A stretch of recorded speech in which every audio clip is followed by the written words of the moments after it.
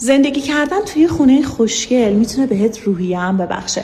اینجا 50 متر طبقه ششم با پارکینگ سندی و نمای رومی، آسانسور و نگهبانی 24 ساعته و یه آشپزخونه خیلی جذاب و عالی که شما فقط نور رو ببینید تا کجا اومده.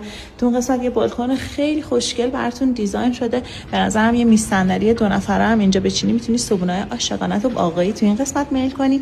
از این زاویه هم من سالن پذیرایی خوش چیدمان رو بهتون نشون بدم که تیوی بالا براتون کار کرده. سرویس گرمایشی پکیجی که براشون کاور هم مالک گذاشته. تو لوکیشن غرب تهران، فاز 1 اندیشه، خیابون کوثر 2 هستش. تو این قسمت هم سرویس حمام رو داریم که 0 تا 100 بازسازی شده و متراژ حمام هم خیلی بزرگه. تو این واحد نقلی کلا اینجا به نظرم اصلا بهش نمیاد که 50 متر باشه، چون فوق العاده خوش ساخت و خوش نقشه هستش. و تو این قسمت هم سرویس بهداشتی. برای دریافت شرایط خرید کافیه عدد 50 این زیر برام کامنت کنی، میفرستم بیاد دایرکتت.